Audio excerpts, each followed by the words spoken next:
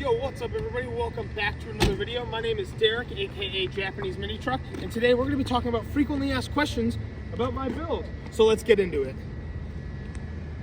So to start off, one of the biggest questions I get asked is about this bed cover and wing. And the biggest thing is people want to know where I got it. So back in the day, this truck was an original 90s Minitruck. If you want to know more about the truck, I do have a video talking about my 91 Nissan Hardbody. But the video doesn't cover the second accident, unfortunately. But essentially, I've replaced every single piece, part, and panel on this truck.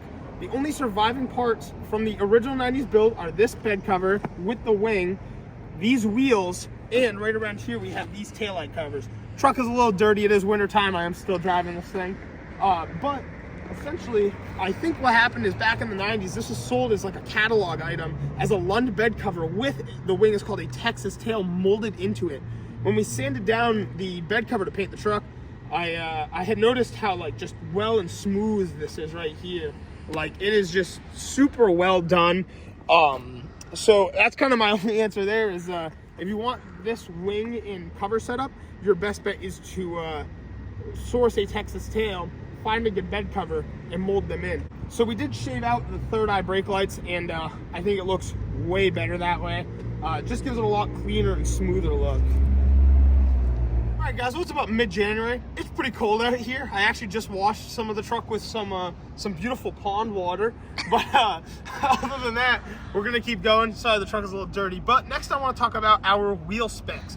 Get that question quite a bit. People want to know what kind of wheel and tire size and setup I'm running. So I'm actually on just cheaper tires. They're Kumhos. So essentially the rears are 15x10 wheels. They're the Star Eagle alloy wheels wrapped around a 225/50/15. And in the front there, it is a 15x8 wrapped in a 195/50/15. I'm gonna take a little dive into what kind of exhaust setup I'm running. And actually, I should have done my own research. I actually can't remember what brand header I'm running, funny enough. It's pretty similar to the Pacesetter header though, but essentially this one is only made for four-wheel drives. I do have an install video, shameless plug, on how to make the four-wheel drive header fit on a two-wheel drive because it hits your floor pan and all that fun stuff. But essentially, we got our header here. It goes into a 2¼ inch pipe all the way to the back with a vibrant resonator and a MagnaFlow muffler. After the muffler, it comes up over the axle and Ys into our dual exhaust pipe that comes out of the rear. So that's why we have the dual tips. Kind of gives the truck a good look. Maybe if I had some big cannon coming out like one side or the other, it might look sick, but I really like the symmetry of this. And when I started building the truck, I wanted it to be very similar to the original 90s build way back in the day. So I, kept that as a tribute to the OG build, but with my own style on it, and it just sounds amazing. I'll cue an exhaust clip.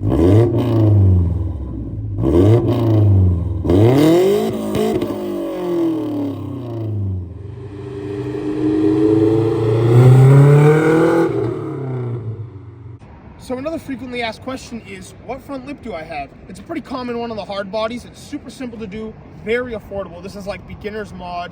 Like if you're looking for a cheap, easy front lip, this is what you're gonna want. This lip is off of a square body S10. I'll add the year range in the comments below. But I also have a how-to install video on this, and honestly, it's just it's a really asked question. I've seen a 67 Camaro front lip, and there is a custom Nissan Hardbody front valance actually with the square body bumper somebody makes. I can't remember the name of the company. It's all fiberglass. And then also there is a factory hardbody front lip made out of the same vinyl material that comes straight and off to the sides that was also offered on the earlier generations of the Nissan D21. One other thing I'm going to say too is this is not a 91 nose. I actually upgraded this truck to a 97 nose with this grille and this hood. From factory, this would have had the 3 slotted hood, and you can also get these on eBay too, and they're relatively affordable as well. They're just billet inserts. I do like the front plate. I know a lot of people run vehicles without front plates, but on this kind of vehicle, I feel like it's a really good piece to have. It kind of ties everything together. All right, guys, I'm going to kill 2 birds with 1 stone here. So we're going to talk about first, what is the truck lowered on? So essentially in the front here, I have loosened torsion bars with 4x4 upper control arms to get rid of my negative camber. Now, if you don't do this exact same suspension setup, the 4-wheel drive upper control arms won't get rid of your negative camber. So as we walk down in the rear here is where most of our lowering comes in. So I'm on 4-inch lowering blocks, and I also have a leaf spring hanger re-drill done that I did myself. It's pretty another pretty good beginner's thing. If you're staying static, it's a really good thing to do. So when you go this low static with 4-inch blocks and the leaf spring hanger re-drill, your drive shaft starts bumping up against your transmission, your pinion angle becomes whack. So I did have to have a custom 2-piece drive shaft made with a slip yoke in the front, heavy-duty center bearings, serviceable and heavy-duty U-joints. So now I have a really beefy drive shaft setup, and my truck will probably never make enough power to even need to worry about it. But just something to keep in mind is you'll probably have to get a custom drive shaft made after you drive around static and low for a little while. I'll definitely have to do it on my black truck build, especially being a low rider, but that's a video for another day. And another question I get asked a ton is, where are these bedsides from? And I ain't gonna tell you, no, I'm just kidding. So what it is when I got teed, it was a handmade wide body kit, and my old man and I did a ton of research. We were trying to find anything we could to replace it, because the truck is built around this staggered wheel setup. And so essentially, these are fiberglass bedsides. They are basically styled after, or were styled for, the Baja 1000. Back in the 90s, Nissan was racing these trucks, or a crew was racing Nissan trucks in the Baja 1000. And there's still a guy today that actually still makes them. And I believe it's from 4x4parts.com. So you can definitely pick yourself up a set there. That is like my most asked question, hands down. And so figured I'd share that with y'all. You get the real secrets for watching this video. Again, don't mind the dirty interior. Seriously, I keep this truck clean all year round, but it is January, so we've just been driving it. But little look at my interior, and 2 things I wanted to cover are, first off, another crazy frequently asked question, and I don't have a very perfect answer for it, is the gauge cluster with the tachometer. So essentially, this truck was so base model from factory, it didn't come with things like carpet. I actually added the carpet, but it did have carpet when I got it. But it didn't have rear bumper. It didn't have a radio. It would have just been a cubby there. So there was no speakers in the door panels. They were completely clean from factory. Like I said, I added these. These are 97 door panels, so they come up higher. But it didn't come with a tachometer, which is pretty strange. I don't know why they cheaped out on something like that, but I've pulled all of my gauge clusters for square body with a tachometer out of 93-ish models. Honestly, the only advice I have for you if you're trying to do this is pull your gauge cluster. It takes about 5 minutes, and just check the connections in the back, and essentially just see if it would add up. And then your best bet is to go look around at a junkyard and pull one out of a junkyard truck. That's how I've done it every time. And honestly, I've just gotten lucky, but they are plug and play if you find one with the same pins. So unfortunately, not a great answer, but my best advice is to dig around at a junkyard, and you will be, you'll hopefully be in luck and can get one. That brings me to one of my last things, and that is, how did I do the blow-through sub setup? So there was one in here way back in the day.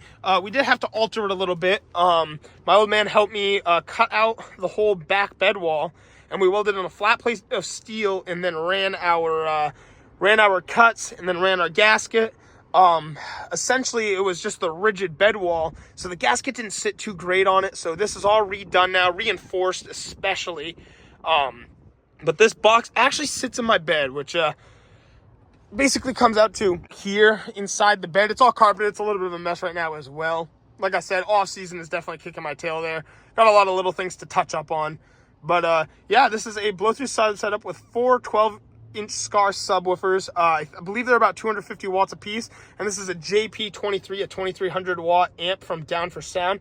My friend Dan helped me pick this out. So I have a good bumping setup, and I wish I could show you guys it, but that is just copyright central. And actually, another cool mod too I wanted to show is doing this to your hardbody bench seat, especially if a show truck, is super worth it. I just took a big piece of material, measure out your seat, and just stuffed it in there. And I think it really, really adds to the hardbody interior. There's no yellow foam showing anymore. Honestly, I actually really love that I did that. Well, all right, guys, before I end off this video, I actually wanted to share one really cool story. I've been wanting to tell this story on the channel for forever. I have a lot of really amazing stories about this truck, and I don't know where I wanted to fit this one in, but I feel like today is the day. So I want to talk about my center caps. When I got this truck originally, when I first started building it back in, what was it, 2018, the truck had these wheels, but they didn't have center caps.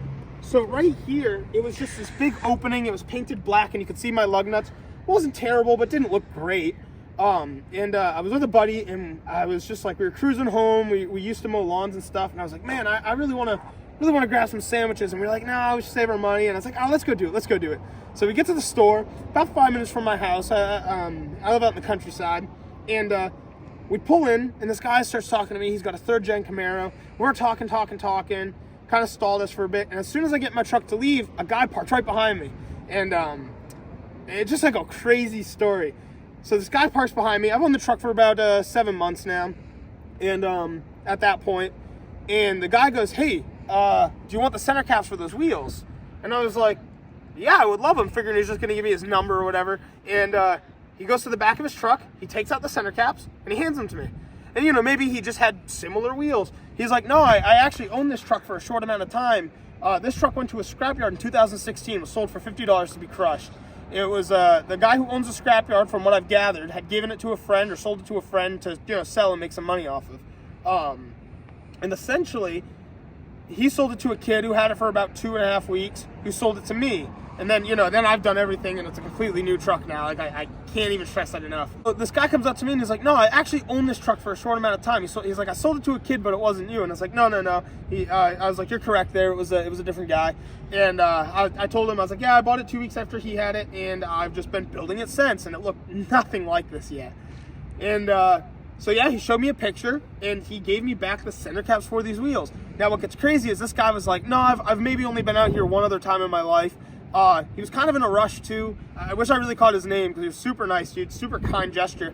But he hadn't owned the truck in over 7 months. And he said he went to his friend's scrapyard the night before to specifically pick up these center caps for a truck he didn't own or hasn't seen in 7 months. And literally saw me the next day and gave it to me out of the back of his car. Like that, what are the odds? This whole truck has been very, what are the odds to me? I have just like, story after story to tell like that, but I've always wanted to tell the story of the center caps, and now you guys know. I'm super proud of what we've accomplished on this thing so far. I'm very thankful for all the support. I've met so many cool people through this truck, and I literally couldn't be more thankful, especially, you know, to our local Southern Maine car community, literally to all the Nissan groups and everybody that supports me with this channel. So seriously, thank y'all so much. I think we're gonna wrap up the video though. I wanted to give you guys some answers to questions I get asked all the time, just to make things a little bit easier, and let you guys know some of the tips and hints and secrets and tricks about owning a D21. But again, thank y'all so much for watching. If you want to see some more mini truck content in the future, don't forget to like and subscribe. Peace out.